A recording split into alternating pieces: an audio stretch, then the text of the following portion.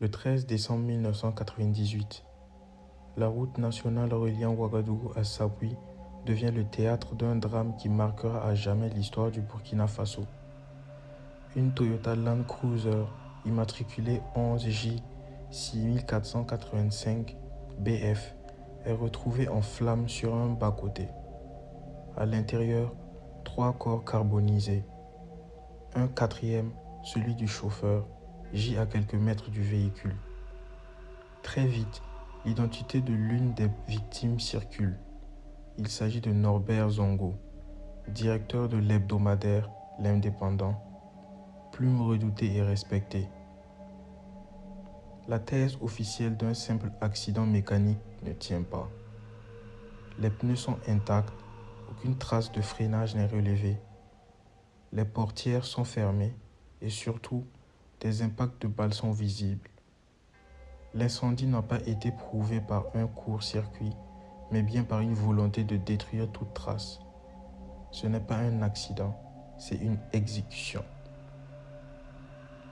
Dès le lendemain, Ouagadougou est secoué.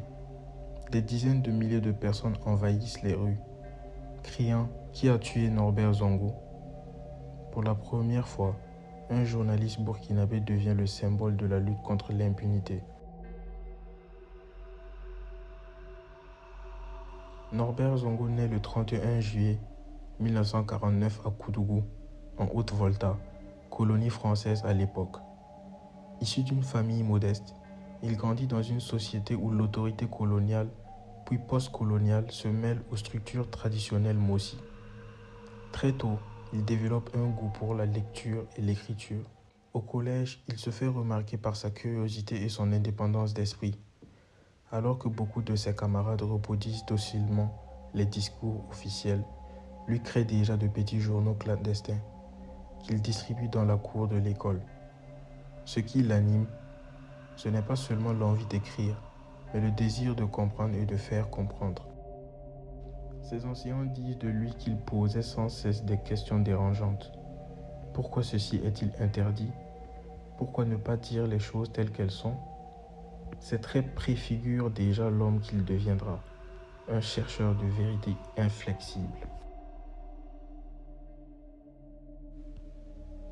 Avant d'être journaliste, Zongo est un romancier.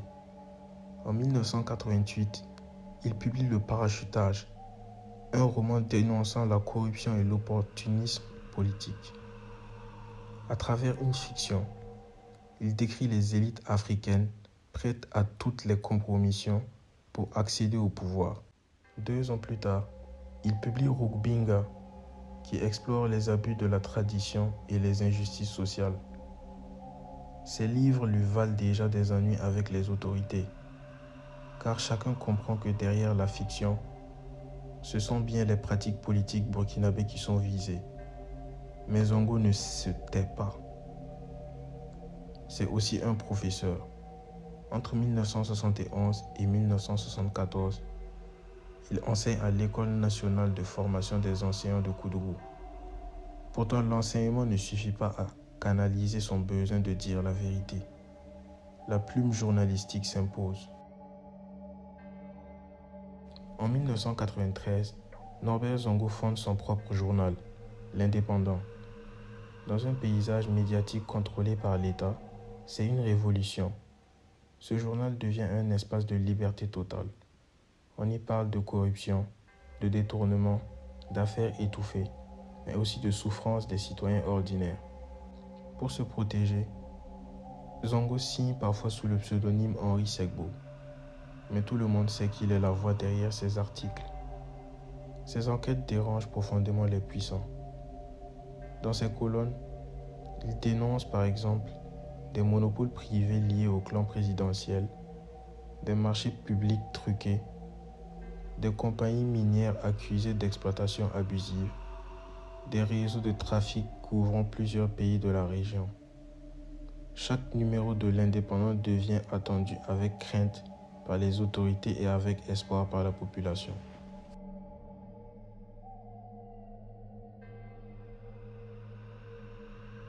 En 1997, éclate l'affaire qui changera tout, celle de David Ouédraogo, chauffeur particulier de François Compaoré, le frère cadet du président Blaise Compaoré.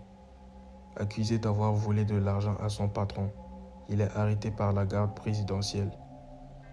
Ce qui devra être une simple affaire de vol se transforme en scandale. David est torturé dans les locaux de la présidence, battu, suspendu, brûlé. Il meurt de ses blessures. Officiellement, la cause de sa mort reste floue, mais très vite des témoins racontent la vérité. La garde présidentielle, sous l'ordre de François Compaoré, est impliquée. Norbert Zongo se saisit de l'affaire. Il publie article après article, exigeant justice, dénonçant les blocages, exposant les contradictions. Chaque texte est un pas de plus vers la vérité, mais aussi un pas de plus vers le danger. Norbert Zongo avait enquêté sur un autre assassinat, celui du chauffeur de François Compaoré dont nous parlons aujourd'hui. Et il avait levé un certain nombre de lièvres qui lui ont valu d'être tué ainsi, d'être assassiné, ainsi que 3 autres personnes. Les semaines qui précèdent son assassinat sont marquées par des pressions constantes. Zongo est suivi, ses proches menacés, son journal perquisitionné. Le 11 décembre 1998, 2 jours avant sa mort, il confie à un ami: « Les menaces sont précises, ils vont me tuer, mais je ne peux pas m'arrêter. » C'est une phrase terrible qui résonne comme un testament.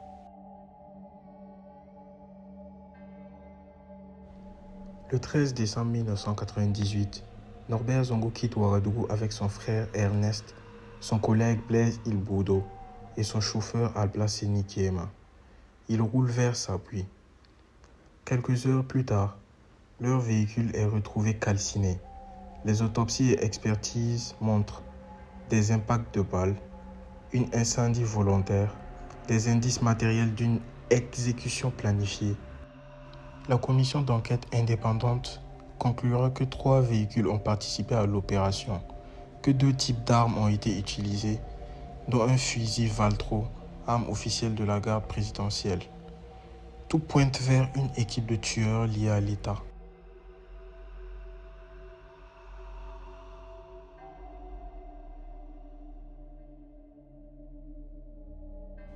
Le lendemain, Ouagadougou est en ébullition. Des foules immenses marchent vers la mort, puis vers le cimetière. Les slogans fusent. Qui a tué Norbert Zongo?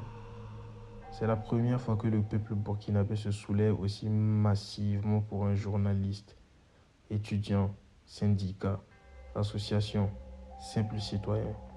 Tout voit en lui le symbole de la vérité assassinée. Sous pression, Blaise Compaoré met en place une commission d'enquête indépendante.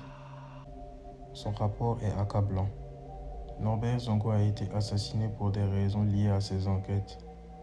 La garde présidentielle est impliquée. Des preuves directes existent. Pourtant, aucune suite judiciaire sérieuse n'est donnée. Un seul suspect est inculpé, Marcel Kafando, membre de la garde présidentielle. Mais il bénéficie d'un non-lieu en 2006. Les témoins se rétractent, les juges reculent et l'affaire s'enlise.